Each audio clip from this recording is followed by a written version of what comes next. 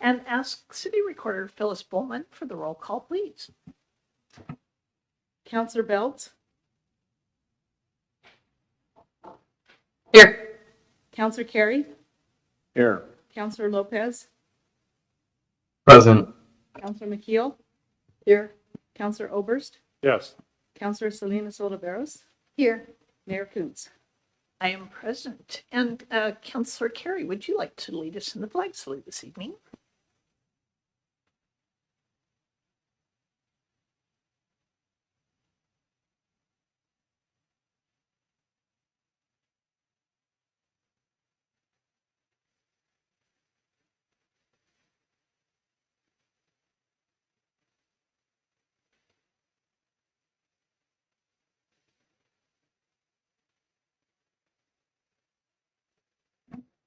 That brings us to our consent calendar, and for this evening, that includes the minutes of the meeting of August 29th, a special meeting, and as well as the meeting of September 3rd.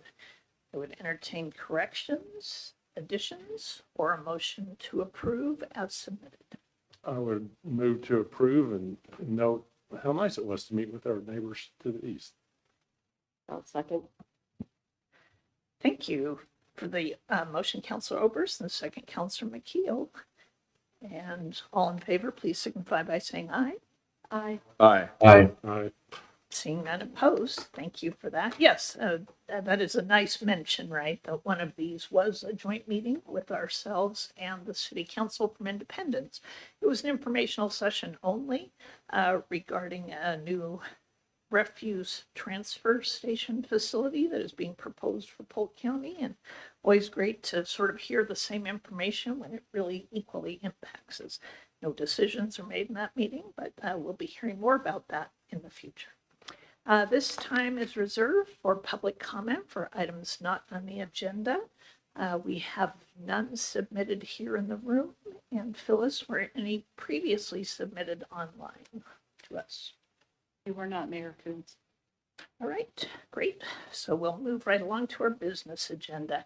And our first meeting tonight, carrying on a tradition that we have with our great volunteer advisory boards and commissions, is our tree advisory boards. So Director Wade Carey of Monmouth Power and Light is our staff liaison, and I see you have at least a few of your commission members here. So we'll look forward to hearing a report.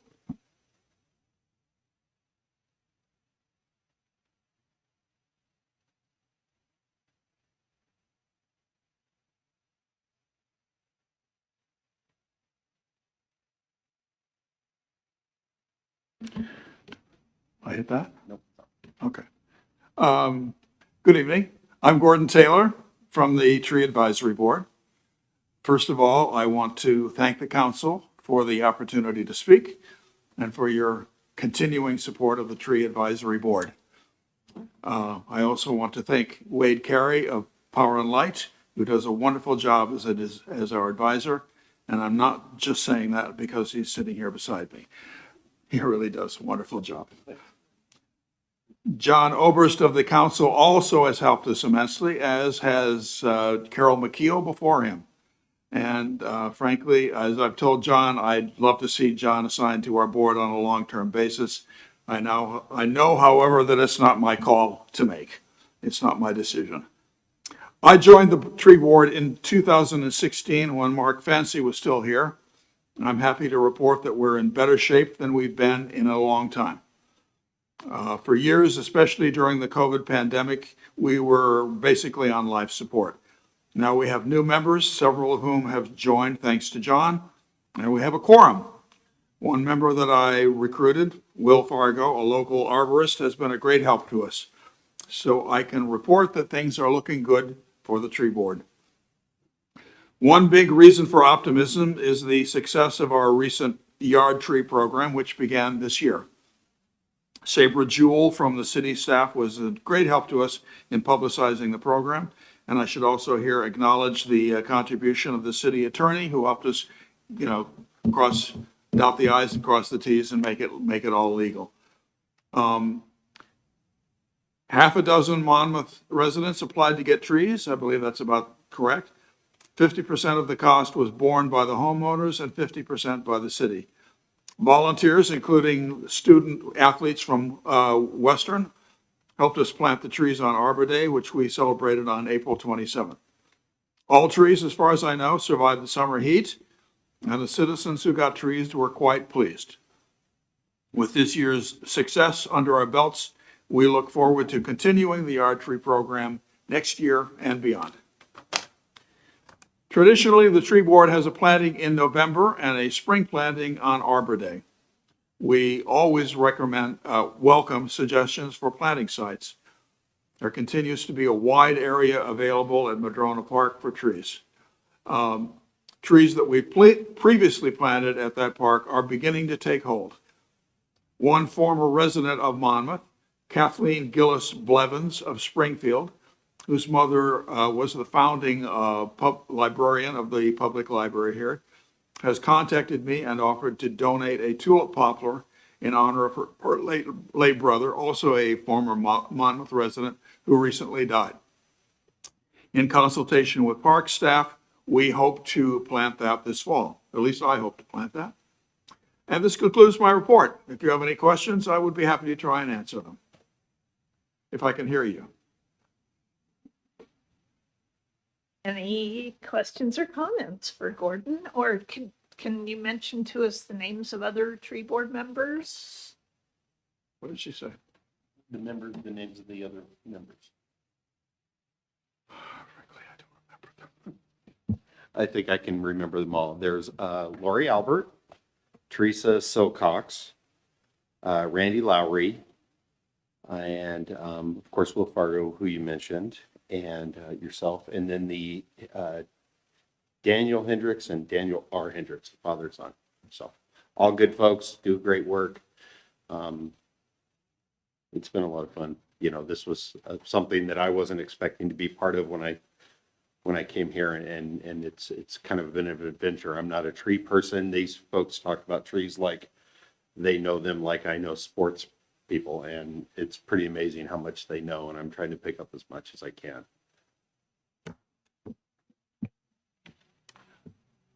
Okay. Yes, thank you very much, Gordon, and thank you, Wade. Other duties as assigned, we know how that goes. But actually, seeing as how we always used to get a lot of complaints about Power and Light cutting down trees and trimming trees, and it seemed like a good fit to us to, So we're good at taking out trees. Don't get me wrong, but we can help put some back too. I just wanted to note that I joined on the tree program last spring after there were only 8 citizen applicants for 10 slots. And my little crepe myrtle's doing great. It's in bloom and just wonderful. And I've driven around the neighborhood to check the other 1, 2, 3, 4 other trees in my neck of the woods, and they're all doing great. So the tree planting from my part of town was a great success. It was a lot of fun. And as I've run into those property owners, they have been very appreciative of the city having this program in place, and they're enjoying their trees, even though they're still fairly small. I'd just like to acknowledge a sort of a legacy tree board member, Paul Sieber, sitting back there in the back. He's been on that and was a lead force on that for many years, back when I was the liaison. And your work, Paul, is paying off. Gordon, this is sort of for you. You've focused on, historically, we've focused on planting trees and adding to our forests, so to speak. What percentage of the time are we working on tree maintenance, pruning, the dead woods, the pruning for better, the crepe myrtles like to be pruned? Now, just curious it's easy to put it in, but it's tougher to maintain. I get that. I can't answer that. I don't know. And John, I would note that this spring tree planting specifically said to the property owners, it's yours, as we walked away. And so they are responsible for the upkeep and care of these trees that we plant. And so ones that we put in the park are still on us. Yeah. But ones that we have put in front of, even when it's in city right of way, in front of property owners' homes, they're responsible for that piece unless, I know one of the crepe myrtles up on Craven is blocking the sidewalk right now, and we probably need to get to it. But yeah, I think most of the maintenance on the trees, the city plants as part of the tree board, that maintenance falls on the property owner. Yeah, and I think a good idea to find a way to underline that point. We've had a couple back, perhaps when we're a little less discriminating in terms of where we put them, but we've had a few that have been put in and really not maintained at all. And whether they've died or whether they've gone from a tree to a shrub, which we have on Powell, that I walk by every day. Not every day, I wish it were. But so I think maybe in the selection, we could identify those that really would like them and would be willing to take care of them and all that kind of stuff. I applaud the work, I really do. If we could get our residents to, share in some of that tender loving care that you guys give them on the planting, then it'd be good. It's not a criticism. It's just, I'm just putting it out there that we ought to find a way to do that. But thank you. All right. Thank you both very much.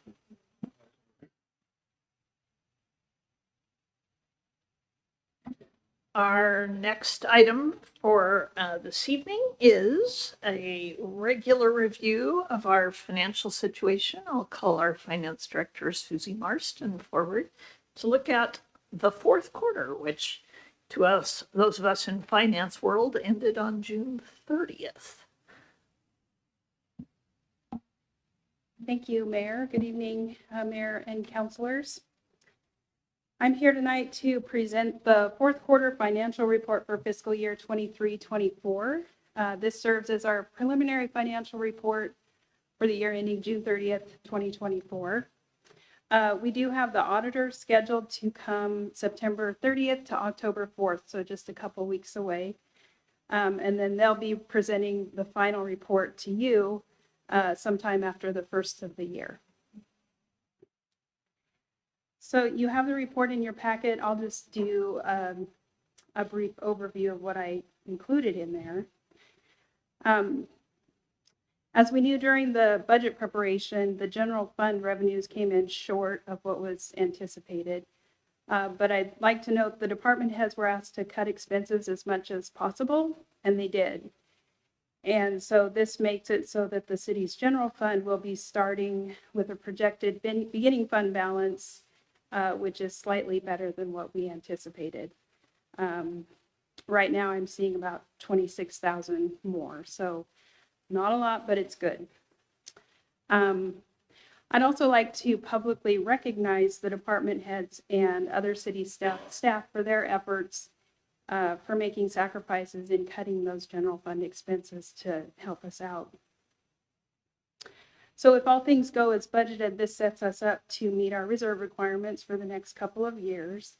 But as we've previously discussed, we'll still need to find a solution to help meet the requirements beyond that. The implementation of the public safety fee will help, but it doesn't quite solve the issues. And I just think it's important to remember that we're not in this boat alone. A lot of cities are in the same boat. So just something to mention. So as for the other funds, everything is primarily positive for them. Overall, the expenditures they came in under budget and did not exceed revenues that also came in. There were just a couple of funds where the fund balance is drawn down, but it was planned for that. And those funds were the sewer and storm fund.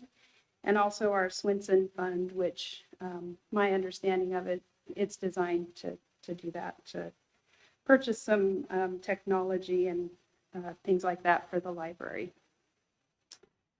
Our Urban Renewal Fund, you'll remember that we did not go out for the loan that we planned on doing. So because of that, we've deferred a lot of capital projects to future years until the market stabilized for us to get new loans. So moving forward, the focus is on economic development incentive programs, urban renewal incentive programs. I wanted to share that we do have a couple of applications that are in the works and should be coming to council soon for that. And then we've got some administrative costs, but I'm getting into next year's budget. So back to 23-24. In the area of capital projects for the fourth quarter, you can see the progress that was made in Public Works and Power and Light projects. A highlight is the Monmouth Recreation Park, which is just inches from completion. That part was Page 25 of our packet, if people are looking for it. that project was funded. There was $467,000 that came from Oregon Parks and Rec that supported that project. In the area of investments, for fiscal year 23-24, the city earned about 1.3 times the interest it did in 22-23, just a year ago. We're not going to continue to see that. Information I get from a monthly webinar that I listen to, they're anticipating that interest rates will start dropping this month by 0.25%. And they're projecting by the end of December, they'll be down 1%. And then by this time next year, we'll be down closer to 3%. So we'll see what happens. But that means that we could possibly look at the urban renewal loan again and pursue that. So I noted that the city's cash, most of the city's cash is held in a money market account at Umpqua Bank, which earns 0.25% higher than LGIP. And it just continues to do that as we keep money in there. So that concludes my report, and I'd be glad to open it up for questions.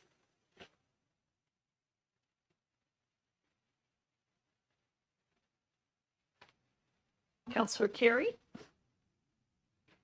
Thanks for the report.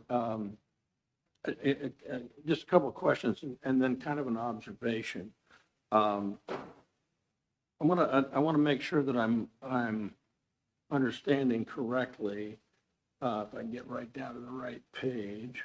And I share your accolades to the department heads who made the difficult decisions to reduce back on the expenditures. A couple of things that I'm not getting to match in the staff report and then in the charting. The chart that we, and I'm going to make a comment on that chart in a minute. I know it's not yours, but,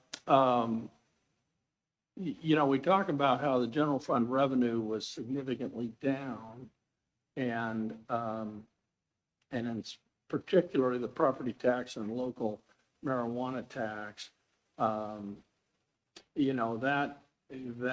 the property tax revenues came in slightly above budget according to that.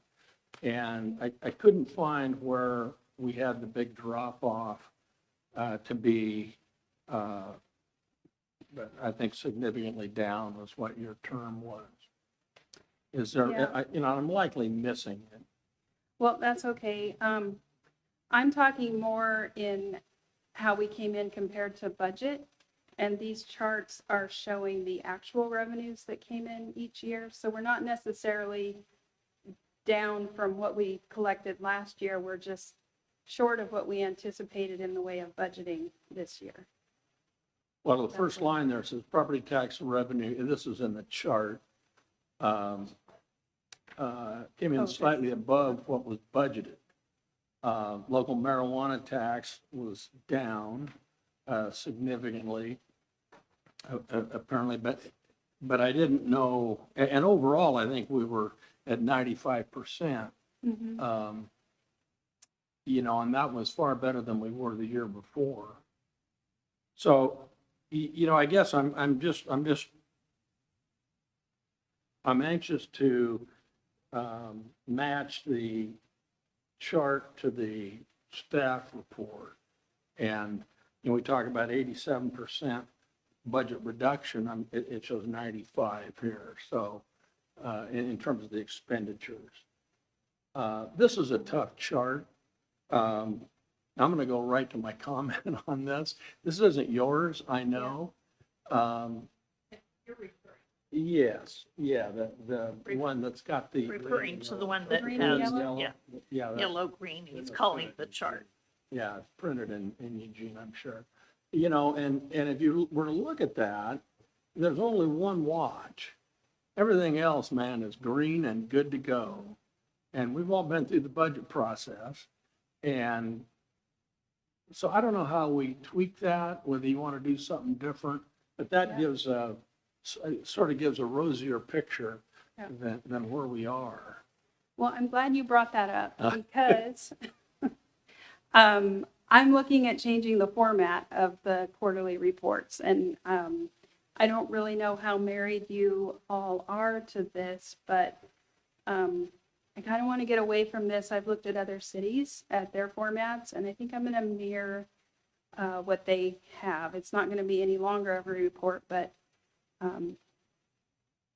so I don't know that we're going to keep this for this chart. Counselor Oberst? Counselor Carey is really good at extracting information from these documents. They sometimes give me a headache. I like something like the green and yellow page that summarizes everything in a page. And in fact, I can look at and immediately say, oh, I want to look at that yellow one or the red one, as the case may be, should we ever have those. But some way of kind of capsulizing everything in an easy to digest page with a way to draw my attention quickly to the ones that I need to worry most about. Yeah. And why. Yeah. So, in all due respect to Counselor Carey, I need something. Yeah. So, yeah. Well, that's my plan, is to highlight it kind of in a summary page to begin with, and then followed by a little more detail for each fund as you want the detail. Yeah, I think, again, it's not a matter of, oh, this is glowing and great. It's what we anticipated. So even if we anticipate something dropping, if we're basically close to where we projected, it's green, right? That's kind of the hard thing. It's not green means woohoo, no, on we go. It means, hey, we did a pretty good job in our projections. Yeah, good explanation on that, and I would concur that we're okay with where we are. However, this is a look back at, you know, it doesn't have a lot of value to me when we're looking back at the fourth quarter.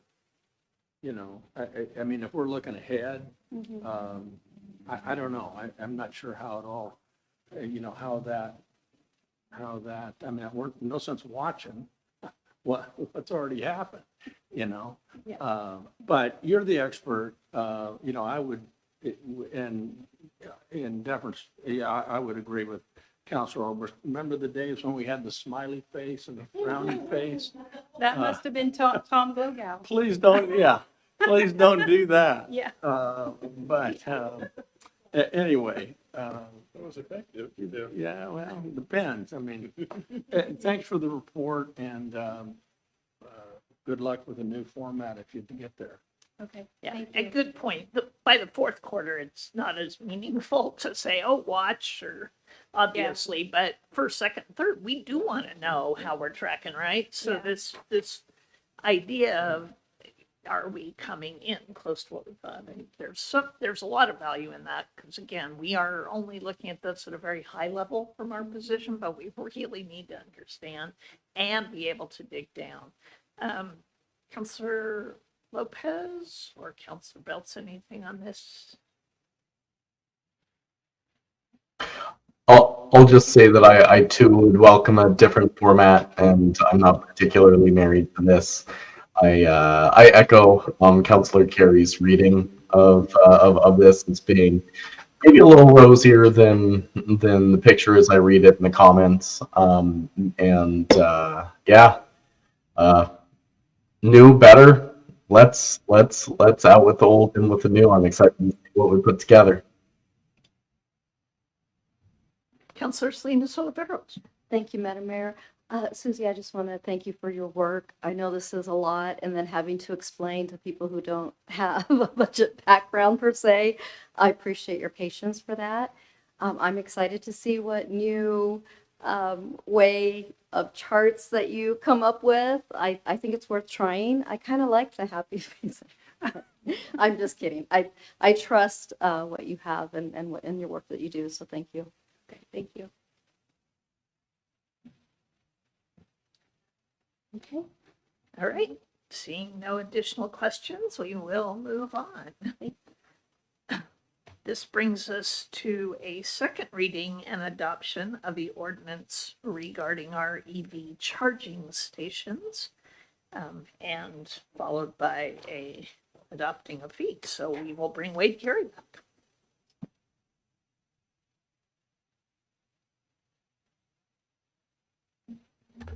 Thank you, Madam Mayor and members of the council. In your package, you have the staff report for ordinance 1415.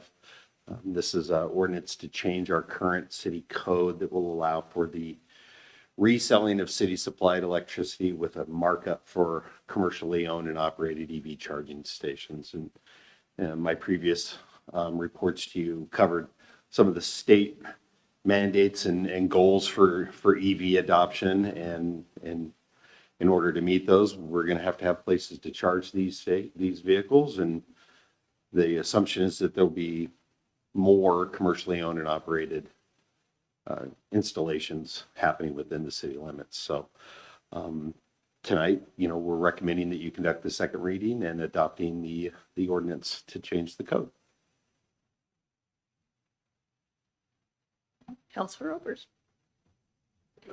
All in favor of electric vehicle charging stations in town. I think they actually have potential to help pull some people off the highway from time to time if we put them in the right places. And I appreciate that you caught that people couldn't resell our electricity. And the only way we're going to get those commercial stations is if they can do that. So I would, with your permission, move to adopt ordinance 1415, an ordinance amending city code section 13.050.040 relating to the resale of electricity for electric vehicle charging. I second that. Thank you, Councillor Overs for the motion and Councillor Salinas Oliveros for the second. Any additional discussion? Seeing none, Phyllis, could you please call roll? Counselor Lopez, Aye. Counselor McKeel. Yes. Counselor Salinas Oliveros. Aye. Counselor Oberst, Yes. Counselor Belts, Aye. Counselor Carey. Aye.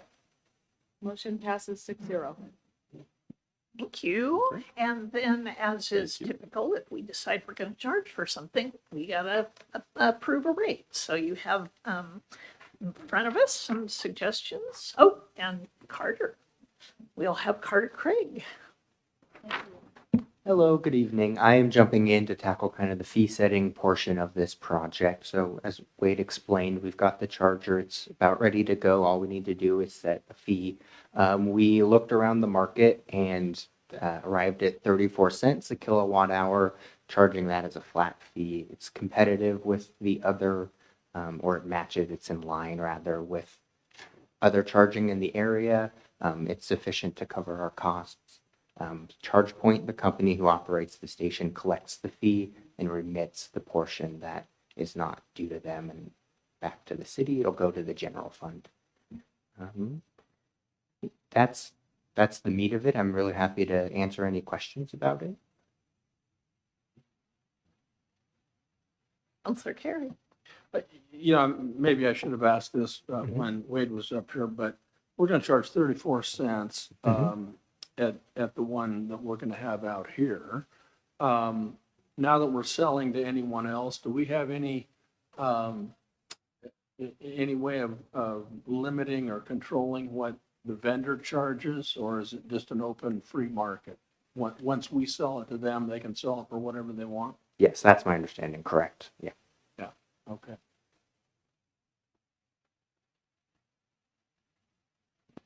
Counselor McKeel. Thank you, Madam Mayor. I am ready to make a motion. I move to adopt Resolution 1998, a resolution adopting miscellaneous administrative fees and repealing conflicting provisions. Second. Thank you, Counselor McKeel for the motion and Counselor Oberst for the second. Any additional questions?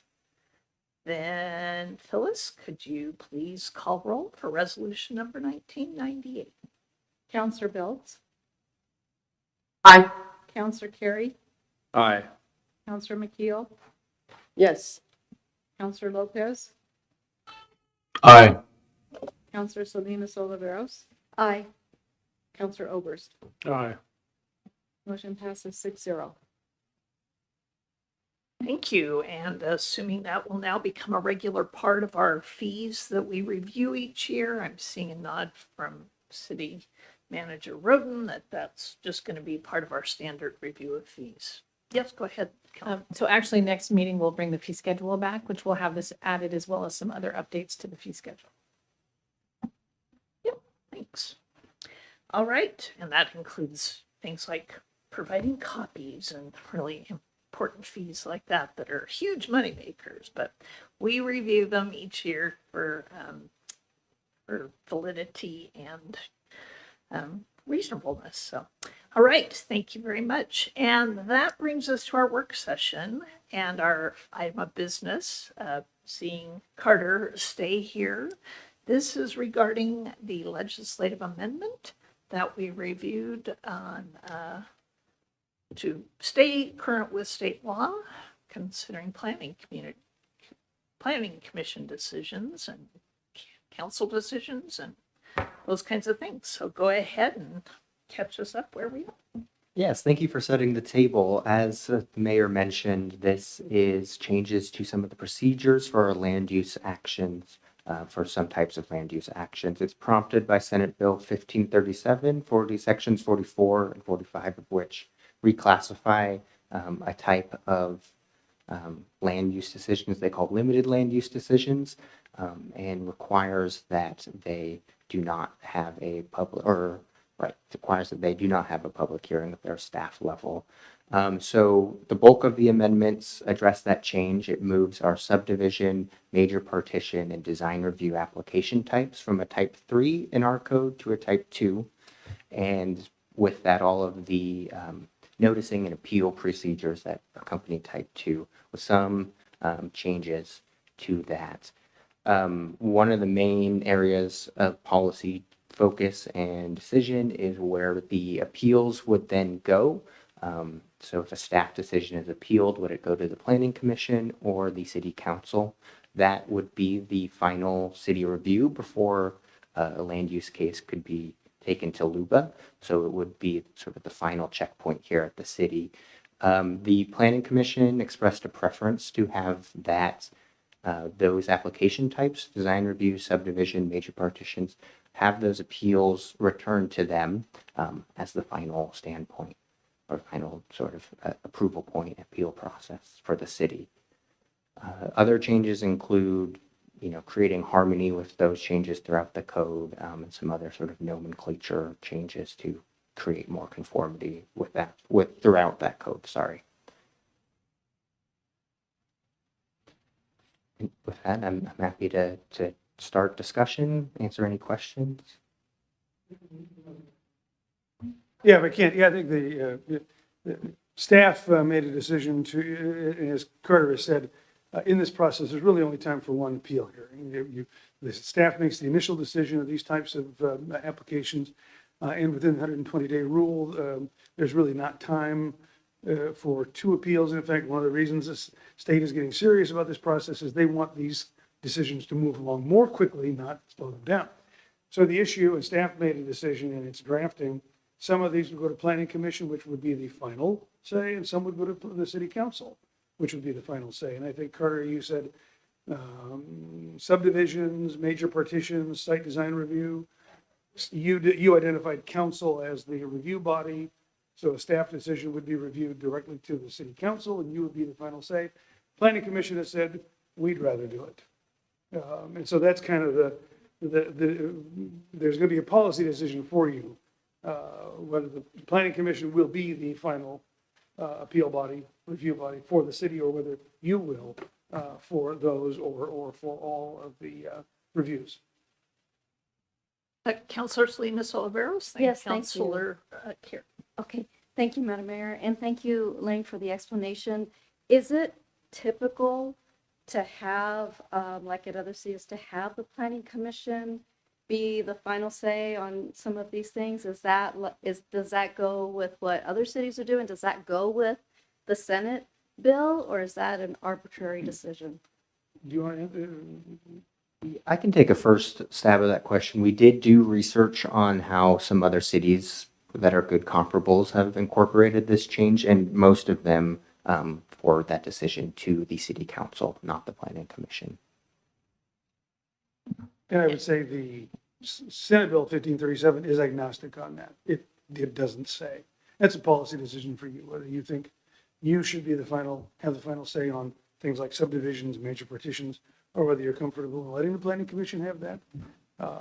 Yeah, I think maybe there's an existential element here. The planning commission is saying, well, what are we going to do if we don't do these things? But that just tees it up. They'll ultimately make the decision at the planning commission level. You'll have the opportunity to review whatever they do. But that, I think, is probably where the push is coming between, at least at this point, staff's recommendation and where the planning commission wants to go. And you'll be the ones that have to make the final decision on the amendment, on the amendment. Councilor Carey, and then I would like to hear why staff reasoned that way, and maybe what some of the discussion was with planning, but go ahead and ask your question. You know, just and in part to answer your question, I think, could you explain to us lay people what is a major partition? What is entailed in design review? And I think we all empirically know what a subdivision is, but as it relates to the job of the planning commission reviewing a subdivision request. All right, I might get some of these details wrong off the top of my head, but I believe a major partition is a partition that would result in 4 or more lots, as opposed to a minor partition being, 2 or more. And then, sorry? Ooh. Oh, excellent. Hold on. Oh, sorry. I'm just going to clarify, sorry. 7 years in the code. So the major partition is a partition that involves creation of a street. So partitions are the creation of 3 lots or less. A minor partition would be a creation of 3 lots that does not involve creation of a street. So that's the distinction in our code.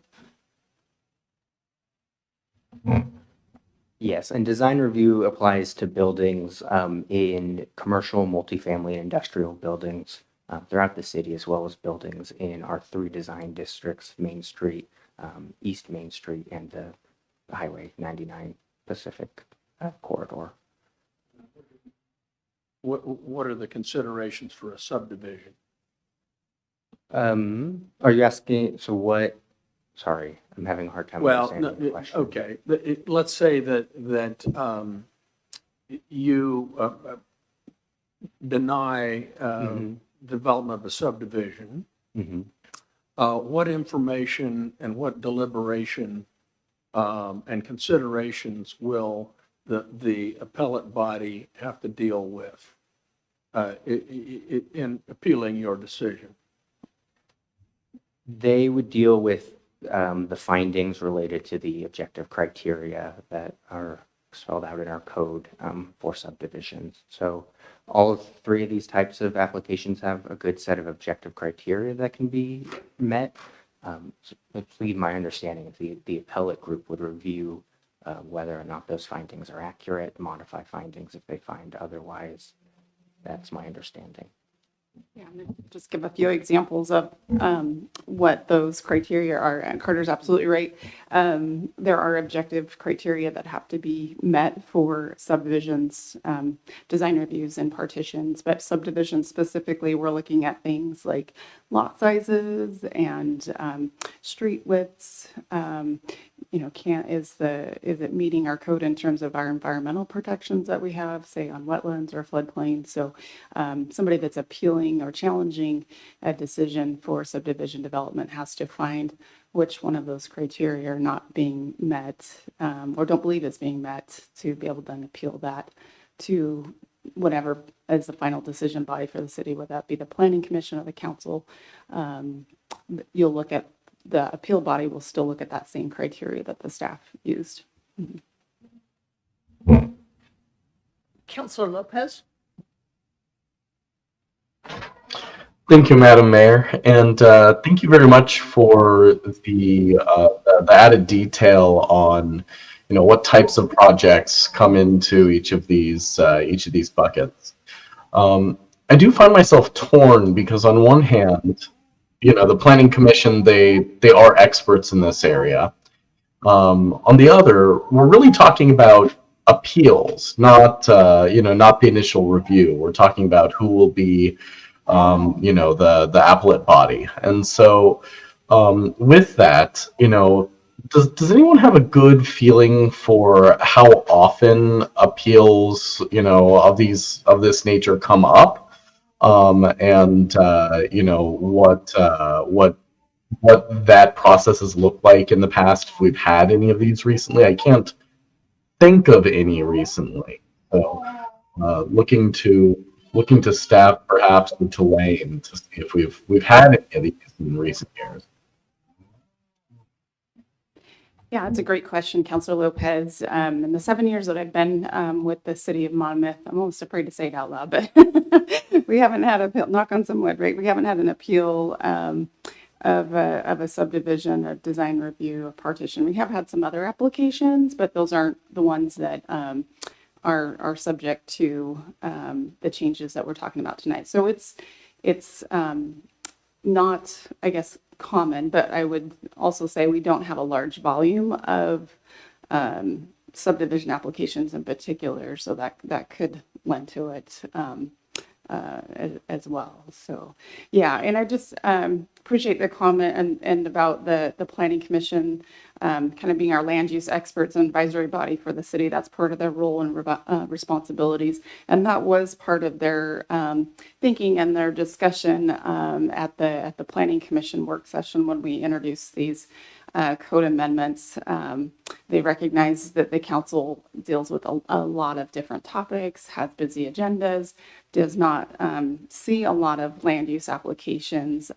Planning commission gets training and the rules and procedures of land use matters. So I think that was, and I think they enjoy seeing the new development. So, and being involved in that and having an active agendas to be able to participate in, even though we don't have a lot of applications. So, I think, it wasn't I guess a strong, it was a preference expressed, I think, as a preference.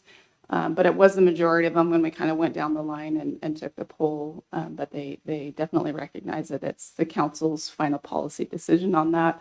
And I think one of the things Lane and I talked about after that work session, another alternative would be if the planning commission is listed as the appeal body for these, but there's some kind of language that would allow the council to, I don't want to say call up the appeal and be the appeal body on that. So that way, if there were a particular appeal that was of particular concern, then you'd still retain that ability to have the appeal come to the council. Thank you, Suzanne. I do have a follow-up question. Having not seen these in the past number of years, I mean, it does seem that regardless of our decision today, it doesn't impact the workload of the or involvement of the planning commission in practice very much. But we're one of these, we're one of these appeals to come through. I know I'm speaking about hypotheticals here, but what is the nature of these types of appeals if we were to see one? Is it, and I guess, is it, I'm looking for an answer on, is it incredibly technical in nature? Is it, about, or what kinds of questions would you see through an appeal here in a subdivision, for example? Yeah, that's a great question, Councilor Lopez. So the subdivisions, design reviews, partitions, there are a lot more black and white criteria on whether or not they're met. So they're usually quantifiable standards. So I met the setback requirement of 10 feet or I didn't, or I met the minimum lot size of 4,000 square feet or I didn't, or we provided the streets in alignment with the city master plan or close to. So there's not a lot of discretion in those types of limited land use applications, unlike I recall, I don't know if you've been involved in, like, say, a zone change or a comprehensive plan map amendments, code text changes. These have a lot of discretion because they can tend to have more impact on potentially on the community and surrounding neighborhoods. So those are less black and white criteria. They're talking about things like, are uses compatible? So just in contrast from a limited land use decision, like those subdivisions design reviews, those appeals would be much more technical, I guess, in nature. Councillor Oberst and Councillor Salinas Olvera. I think, Lane, you probably just gave the answer to this question a second ago, but I want to clarify. We had this city project of a boardwalk in Monmouth Recreational Park. It went to the Planning Commission. Under this ordinance, it would go first to you, right? Not a variance, yeah. A variance is not a limited land use decision, so that would continue under the same process. Okay. Got it. And my reason for asking is I was concerned that if there's a decision from the Planning Commission that this body unanimously felt that boardwalk decision needed to change, was there a way to address that? And I think, Lane, when you said putting in language about being able to call up a decision, so let me walk through that. Somebody makes a proposal, Suzanne approves it, it's appealed, it goes to the Planning Commission. Planning Commission decides no. Can the council then call it up and do something with that decision, or is the next stop automatically? Yeah, I think what we were talking about, what Suzanne and I were talking about, was staff makes a decision, code says Planning Commission is the appeal body, but there may be some significant public interest in it. It may be just a bigger deal. And you may say, this rises to a level that we want to hear the appeal. So you're not actually hearing the Planning Commission's decision. You're taking that hearing away from the Planning Commission straight to City Council. Because I really don't think we could accommodate a staff decision followed by 2 appeal hearings. But that's what Suzanne and I had talked about. It's a little bit different than what happened with the wetlands, because there the Planning Commission did make a decision, and you called that decision up for review and had a second hearing. In this case, the decision would be made at the staff level. An appeal is filed, and you're saying, there's some issues here that we think we ought to have a say in, and you just kind of reach down and take that appeal and bring it in. And I like that solution to that issue. It leaves a certain level of control in City Council's hands, but at the same time, recognizing the experts in this stuff are the people who sit at the Planning Commission and go through these meetings, every other week for months on end, and they know the code, maybe not as well as you do, but they get real familiar with it real fast. So, okay, thanks. Councillor Salinas Olvera. Yes, thank you, Madam Mayor. That was my concern as well, and I do like the proposed solution and the language, that we can call up an appeal. I think that would be important, especially with what you were saying, Lane, about public interest or, what staff is saying about that. So I would agree with that as well. And my only question is, and I'm sure maybe it was discussed in planning, was if there's any perceived conflicts or conflicts of interest to have the final say be the planning committee at all? Would that be, and are there any concerns of that at all from staff or anyone else?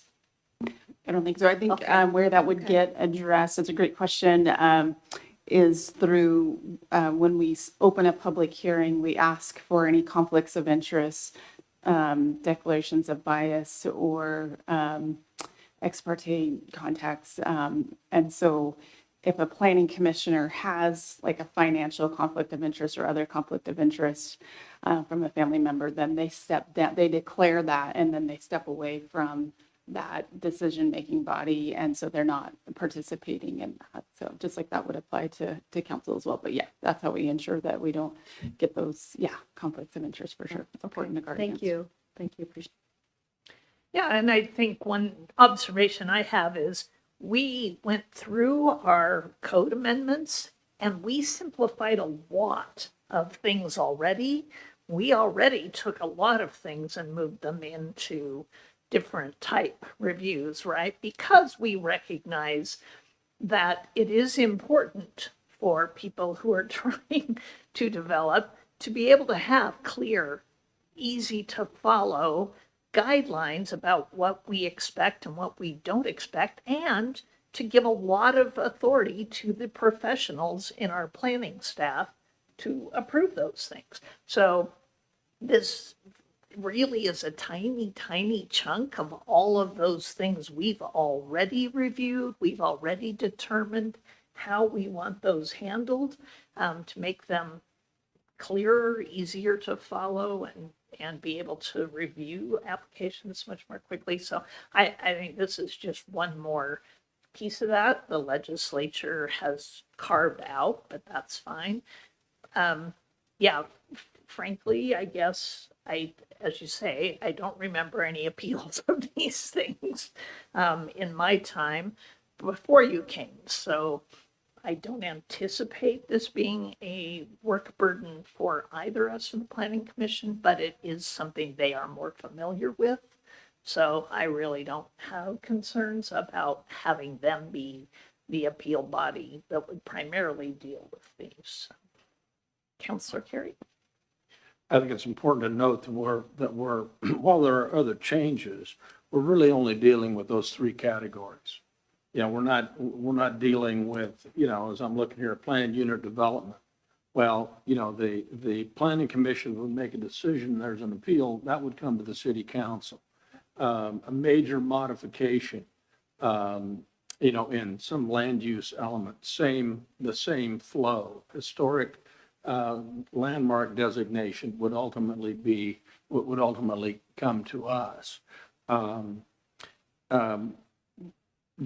Just sort of everybody else is weighing in on it too, but what might the procedure be if there was some interest or concern that someone among us suggests that we bypass skip over the planning commission, for a subdivision appeal? How might that occur, and how would that be generated? It would seem that perhaps at the staff level, you may say, man, I'm getting beat up on this big time, and there's a lot of public interest, to your point. And so, perhaps that ought to go to the city council. I'm trying to figure out what the logistics of that would be. Yeah, I'll start, and if you want to chime in, Lane. So the Senate Bill 1537 has put that first decision in the staff. That's our role to make that decision. And then the appeal process, though, does provide for a controversial application that feels like the staff didn't apply the criteria correctly. They had the ability to appeal, and they participated in the land use review process. The party can appeal that to the planning commission. And then I think what we were trying to offer as an alternative is that if it's a special interest case to the council, then yeah, the council could call that up before the planning commission has their hearing. But I think I'm getting your question of like, what is the process for the council to know if that's going to be of concern? And so I think that's a good process question that maybe we think on, and maybe it's, I've seen in some cities where the council kind of gets a summary of applications that the planning commission has approved so that you're, kind of aware of those decisions. Yeah, and I think, communication through and with the city manager and through city manager reports, but yeah, I think we'll maybe have to think on that one a little bit. Well, I'm thinking the wetlands determination, you called that up. You called it up actually at the recommendation of staff. They brought it to you, and so they presented you the opportunity to call it up, and you called it up. So that was one, I think, where staff made the initial decision that this is one that the city council really should take a look at.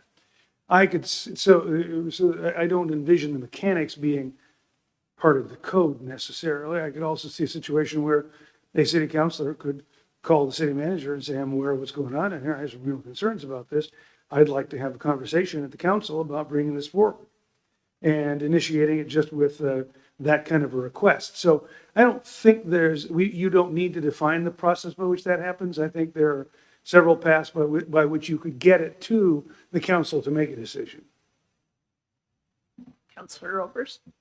So recognizing that I spent 10 years in CISA seat urging something like the Friday report we get from staff every week without impact. So it's not something that is required. I wonder if that might not be something to include in a Friday report when you write your piece for that. I had these major decisions that came through my office, and then the next week it might be, oh, by the way, this one was appealed.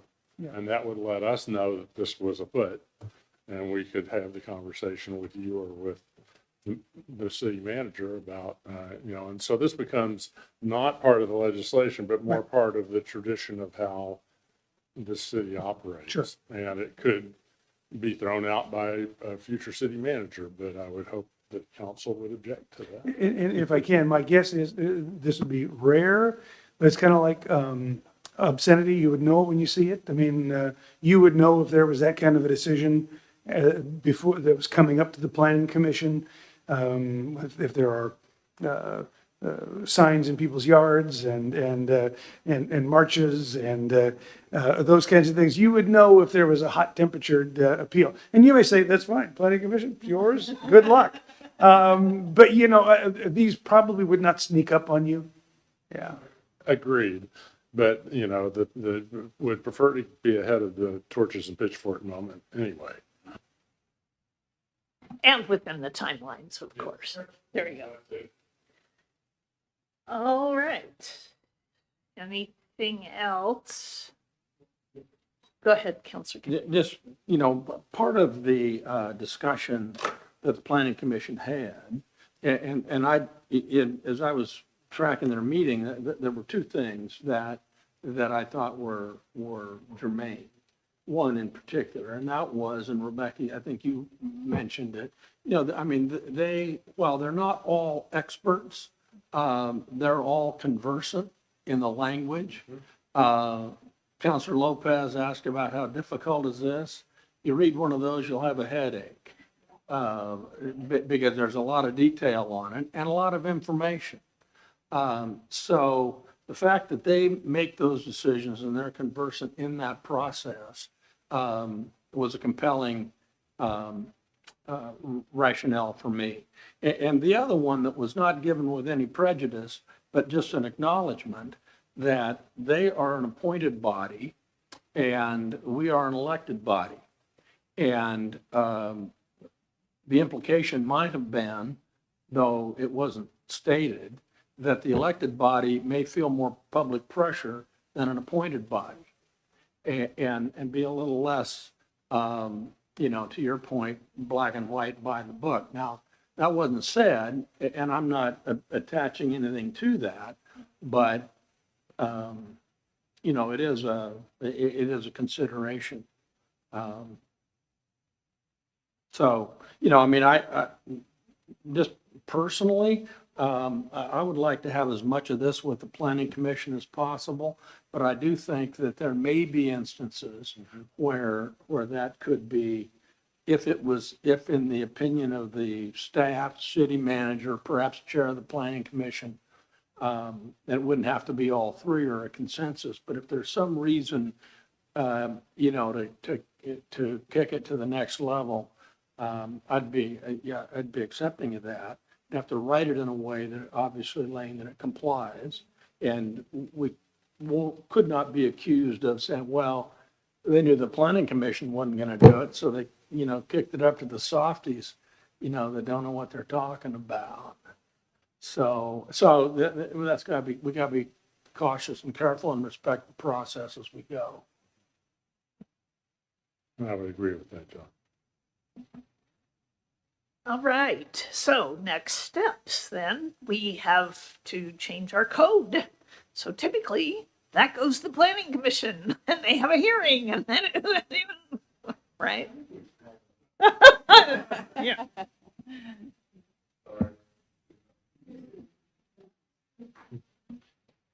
And you will see it again. I mean, the process is you will see it again because planning commission can't change the ordinance. So they'll have the hearing, they'll make a recommendation, and then you'll have it one more time in front of you for a public hearing. Yes, so, there will be some public hearing at planning commission, then there'll be a requirement for a second reading. The goal is to complete that by the end of December 31st is the date we have to comply with Senate Bill 1537. So that is the timeline. Okay, great. Thank you very much. We appreciate the planning commission, and we will let them take this one. So thank you, those staff, for trying to make sure that we had an opportunity to learn more about street widths and subdivisions. We really appreciate you thinking of us that way. So. All right, that brings us to our standing reports and mayor's report this evening. Just one thing I want to let you know about, because it's very interesting for a lot of things. Tonight, I received my copy of Oregon by the Numbers, and this is a biennial publication put out by the Ford Family Foundation, and it is chock full of statistics about Oregon county by county, and includes some observations that they make as they go through that. This is a free publication that's available to anyone, and so I just highly suggest, if you're kind of a data nerd, you want to look at things. This again, put out by the Ford Family Foundation, the 2024 edition of Oregon by the Numbers, and the OSU Extension Service. So that's, I refer to that quite a bit. Speaking of things like data and numbers, I just want to give you a little report on a project that is going on. I'm actually involved in it as a representative school district, but Rochelle, Sabra, Carter have attended what are being called a community strategy sessions, really being sort of the City of Independence got a technical assistance grant to bring folks together to really look at services in our community that are being provided for residents of all ages, and where there are gaps and overlaps, and how we provide those services. So Barbara Cronin was there as well. So we're really looking at places where services are offered and what nonprofits, what government agencies and what other providers are doing. And I just, there will be a third session coming up in October, I think, maybe. But the idea is, one of the main things that came out of this really is the idea of a place, a hub, a community center, potentially that would serve as a center for services and activities.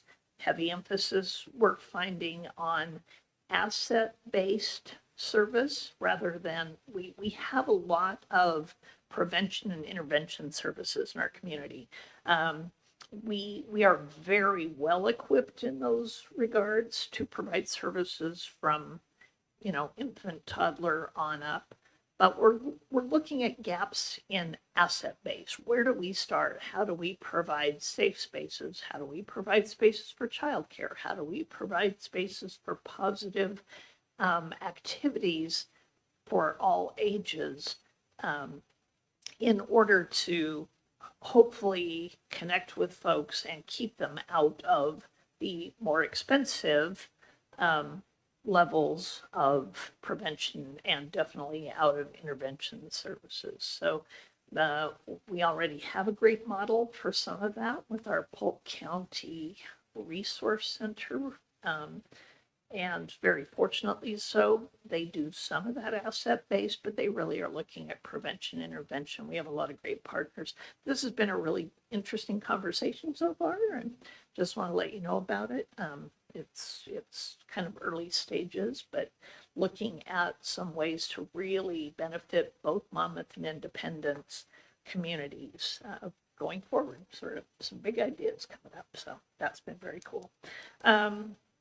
And then I basically have our reports of boards and commissions. And before we start, we do have a couple of applications I want for you to consider. You, a while back, received 2 applications for an opening on the Planning Commission. John Oberst and John Carey and I interviewed the 2 candidates for that. Steve Milligan had applied, and a gentleman named Isaac Weniger, and we were able to visit with both of them. And tonight, we would like to ask you to appoint Isaac Weniger to the Planning Commission to fill the opening there. And just the other day, we received a new Arts and Culture Commission application. Adri Clark, who works at Western Oregon and is what she describes as a hobby artist, and really is looking at more ways to provide more arts and culture really connected to Western particularly. So I would like to consider a motion to also appoint Adri Clark to Arts and Culture. I'd like to make a motion to appoint Isaac Winiger to the Planning Commission and Audrey Clark to the Arts and Culture Commission. I would second both of them.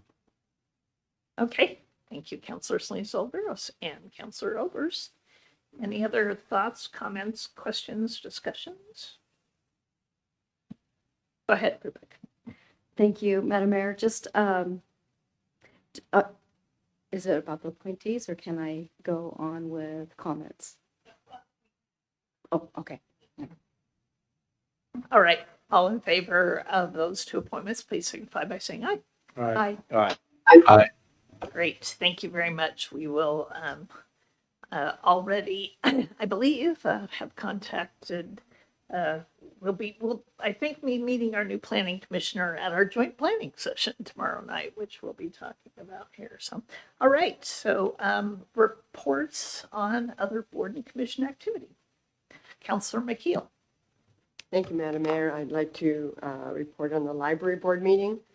We had it last Wednesday, and a couple of really fun things. The library staff is currently undergoing training to learn about community resources. So kind of right along with your line of what we have in assets. And so we can help people with finding developmental disability supports and senior supports. So it'd be a nice way of the community having additional help to find the things that they need.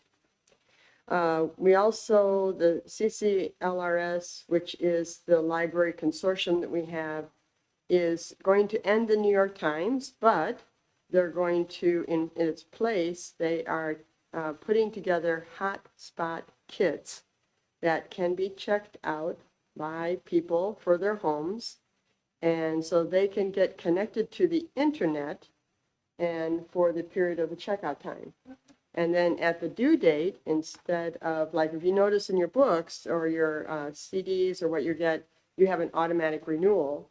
Well, with the internet hotspot, we're going to say, no, the due date is the end of your internet. So, but it'll really provide really wonderful service for a lot of our residents in Monmouth.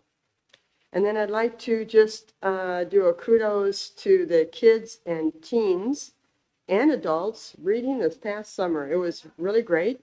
The kids kind of knocked it out of the park. They read over 91,000 minutes. So I don't think that they were doing anything. That kind of explains why I didn't see them out playing ball. They were all reading their books about playing ball. 5 degrees and Yeah. they were inside. That's true. They weren't playing computer games. They were reading their books. And the teens were reading about 17,000 minutes. And adults came in actually second at 56,000 minutes. So we have a lot of readers here in Monmouth. And that concludes that happy report. Yeah, that's very cool. Counselor Lopez. Thank you, Madam Mayor. I have a report from the Parks and Recreation Board. The Parks and Rec Board met on Wednesday, September 11th. And, they began the meeting with their officer appointments. So we do have some new leadership on the board. Ryan Knack is our new chair. Diane Ostrom is our vice chair. And Mike Jewell is serving as secretary. So excited to see some things change a little bit, and some new blood there to lead the board here as we come out of our summer break. The board also reviewed their notes from the June 12th Small Parks Tour.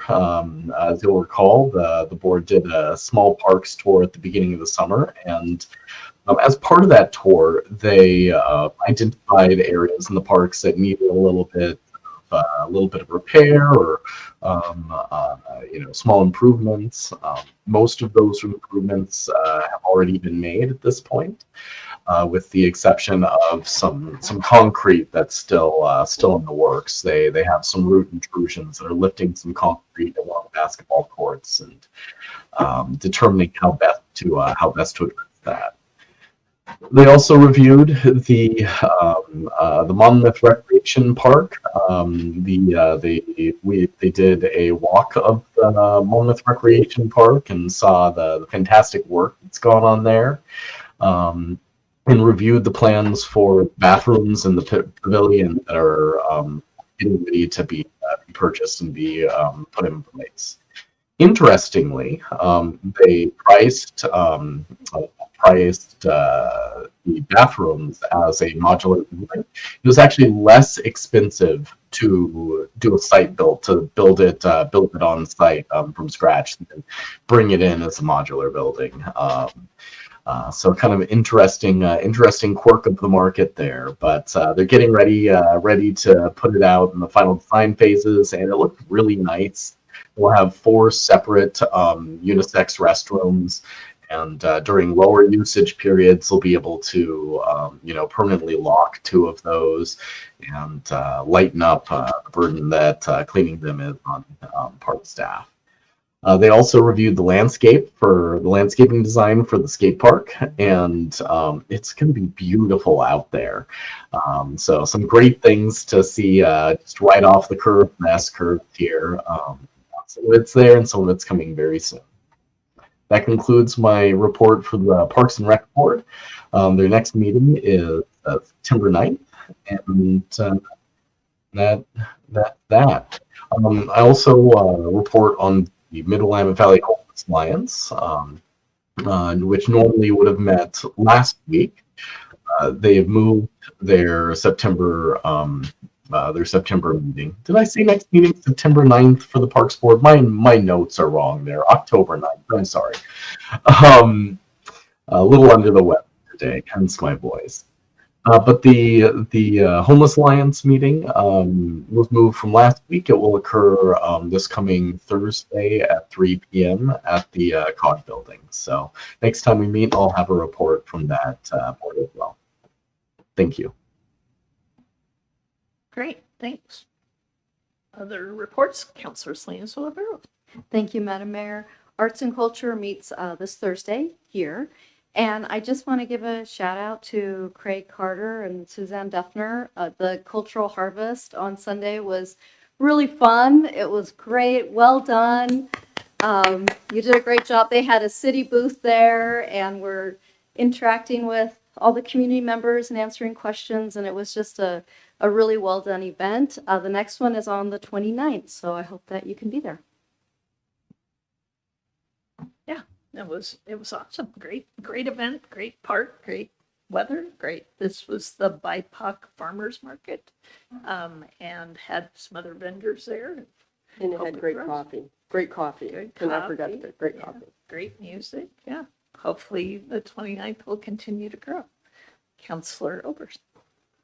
My summer hiatus with the tree board comes to an end on Thursday at 6:30 at Power and Light headquarters. And next Monday is Transportation Commission meeting, 7 o'clock at the police station.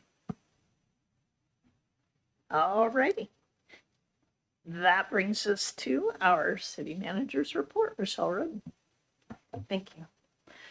So last week, Suzanne Duffner, Mayor Kuntz, and I met with representatives from Representative Andrea Salinas' office, Senator Merkley's office, and Senator Wyden's office.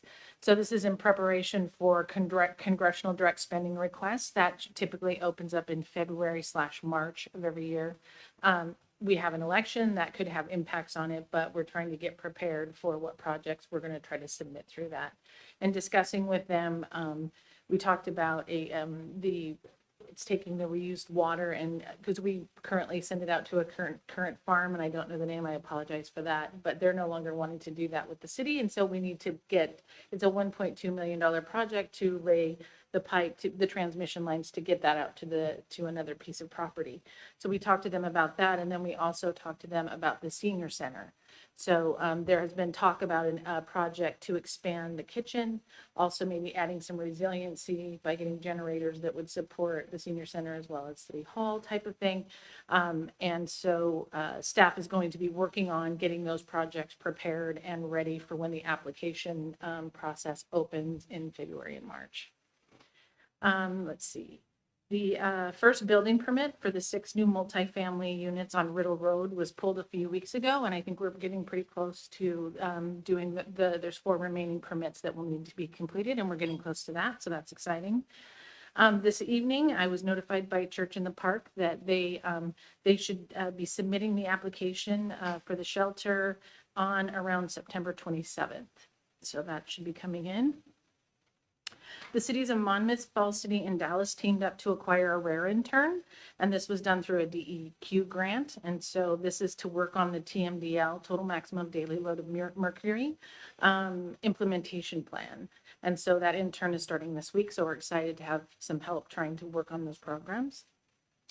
A portion of the Monmouth Avenue was repaved on Friday out by Riddle Road. I drove on it today when I headed to Polk County for a meeting with the IT department, and it looked really nice. It was very nice.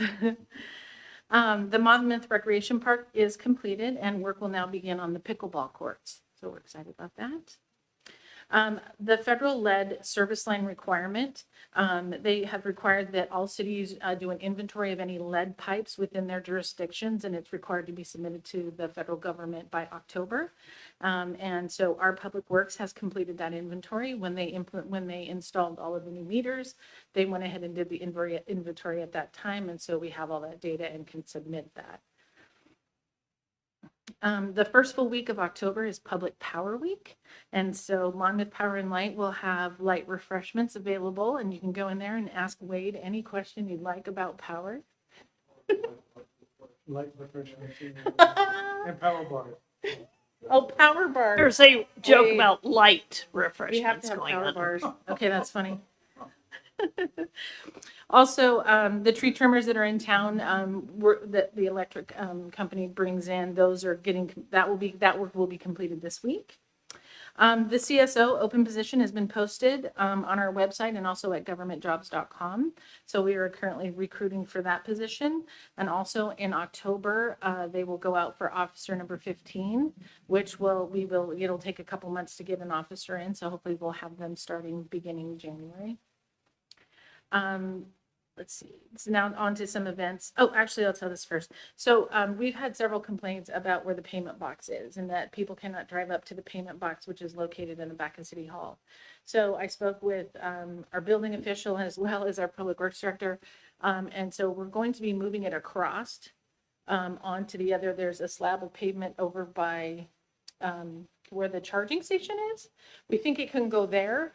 Then folks can just drive over to it. And then we're going to stop the flow of traffic coming from the senior center this way so that nobody can get, nailed as they're coming out. And so we're working on all of that to get that moved over, which we think will make people happy.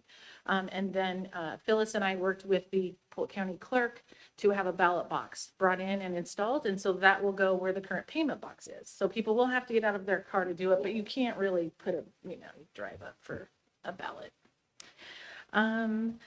So the events. So we have Coffee with a Cop, which will be starting on October 2nd from 8 to 10 a.m. And that's at Starbucks, right? Okay. Also, the Welcome to My Town event is September 24th. And that starts at 5 p.m. in the park. Let's see. September 19th, which is this Thursday, is the soup and pie sale, which I hear is like super good. It's super good. So that's Thursday from 11 to 1:30 at the senior center. So soup is $5, pie is $5. You can order a whole pie for $15. Senator Patterson and Representative Evans have scheduled a town hall for November 18th at 5:30 p.m. and that will be held here in the council chambers. History and Mystery is coming up, and that's October 4th. And then this Friday at 7 p.m. at the library there will be Stories from Mexico and Beyond, and part of the History Month. And also a lot of their programming has started back up, so they're having things go on. And September 28th at 11 a.m. will be the first garden chat with an OSU Extension Master Gardener. So those are some of the events coming up, and I think that's all I have. That's a lot. And that brings us to council comments and announcements. I'm going to start off. Today is National Register to Vote Day. So we hope that folks who are not registered to vote and are eligible are got that word to get out the registration today nationally, hoping to engage particularly our young people and others who may not have been as engaged in the past. So we want to shout out to county clerks all around the country and processing those. Tomorrow is the luncheon for SEDCOR and that organization that we belong to. And so their annual luncheon will be attending that. And Councilor Carey, did you want to talk a little bit about the Safe Routes to School project? Because I know you've been following that closely. Me too. Yeah, I have, and we can tag team this. You may recall that a year or so ago, we applied for a grant for the Safe Routes through the Safe Routes to School program, and that is to get improved bike and pedestrian access to Monmouth Elementary School. So kids can walk safely to and from school, both going to the south, which they have to cross Highway 51 and then across Highway 99. Through a variety of things, apparently they're just now getting underway, and they've done the excavation. If you're familiar with it's on Church Street, just east of Highway 99 and runs directly back. And the plan is, and they have a good one, I think, they're going to install all of the sidewalk on the south side of the street. Now, there's not very much sidewalk over there at the moment, and maybe 2 segments. And so they're gonna build that out. They've got some challenges there because there's a little bit of a hill. They've got some retaining walls, but that's gonna begin, hopefully, the guy told me today they're hoping to have mud trucks there by Thursday. So they're framing tomorrow, and they won't get it all, but they'll get a good share of it.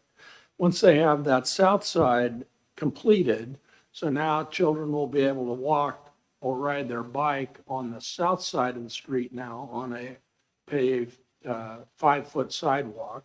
Then they'll go to work on the north side. And the north side currently has a 4-foot sidewalk, and it's my understanding they're going to take that out and expand that to a 5-foot sidewalk, and all of the the ADA ramps will all be in compliance now. There's some that aren't at the moment. And so it's going to require some logistics. It's going to require some cooperation between the contractor, the school district, the parents, everybody else, the property owners for sure, because we're going to be removing some vegetation on a couple areas. But it's going to be a good deal once it's done. We'll have pedestrian access on both sides. There'll be some additional yellow markings. If you're in that area and if you are in and out of there, I would urge you to be hyper sensitive and aware of the little ones that are around, and especially in a confusing situation with the construction zone and buses. It's tight in there, but they'll get it done. And they've rerouted the buses already a bit, so that's going to make it easier. But it's a good project. I'd encourage you to go there, but not until they're done, because it's too crowded right now. Anyway, it's going to be a good deal. So, thank you. And part of the project is to go up south, up the hill south on Safety Lane and get better sidewalks there. And get to Jackson Street and fix some problems with sidewalks that zig down to Heffley, and fix some problems along Heffley all the way to Main Street, where eventually there will be rectangular flashing beacons, as there will be at Church Street and 99. And then completing sidewalk along Heffley to the south of Main Street so that it will connect with the wonderful sidewalks that we built on both sides of Madrona Street in recent past that connect all the way from 99 down to Talmadge Road. So we're about to really start to network out good, complete sidewalks, good quality, complete sidewalks, repairing damaged sidewalks, widening substandard width sidewalks, putting in proper wheelchair ramps at the corners. It's really a nice project all around. And one of the things I learned from Russ that was really nice, these bids on this project came in below what we expected. And y'all may be familiar with along Main Street from Heffley down to the S-curve on the north side of the street, there's a little asphalt path. And there's enough funds left in this project to replace the asphalt path with a proper concrete sidewalk. From Heffley, that sidewalk goes up and over the hill. That's going to be brought down so it lowers the total height of the hill that has to be climbed. And there will be some landings along the way. So if you're in a wheelchair or otherwise, less mobile, you'll have flat spots to stop on the way up and down.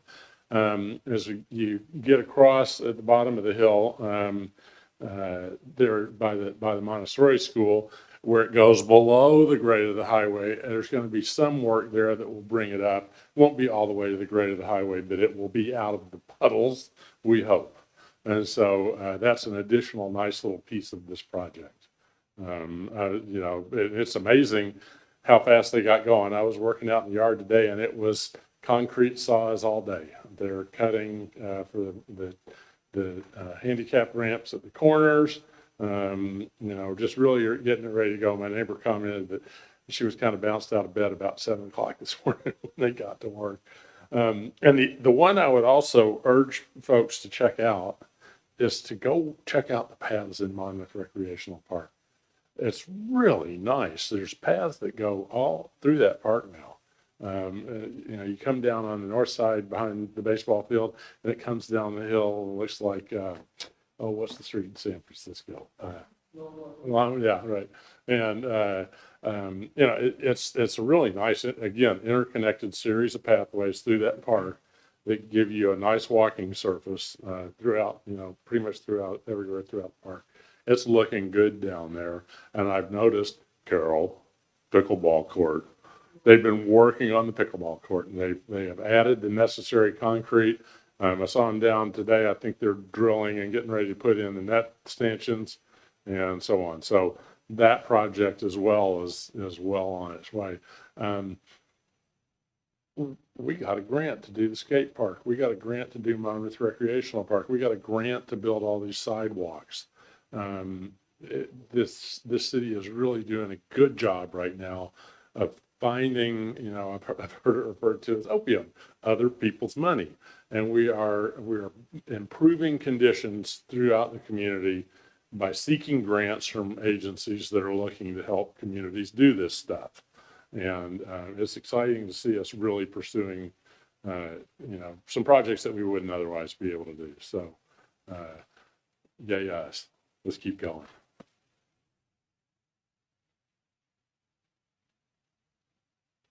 With that, I will recognize Councilor McKeel. Thank you, Madam Mayor. I'd like to read the land use statement. Sorry. Well, okay, let's see if I can read this thing. We would like to acknowledge that indigenous tribes and bands have been on the lands here and throughout Oregon since time immemorial. It is not lost on us that the Willamette Treaty forcibly removed these people from their homelands in 1855 to 1856, the year that the city of Monmouth was founded. We recognize the pre-existing and continued sovereignty of the federally recognized tribes that are a vibrant part of this region today, the Confederated Tribes of Grand Ronde Community and the Confederated Tribes of Siletz Indians, and thank them for sharing their perspective on how we might care for one another and the land so that it can take care of us. We commit to engaging in a respectful and successful partnership as stewards of these lands. Thank you. Thank you. And motion? Adjourn. All in favor? All right. Aye. All right. Thanks for joining us.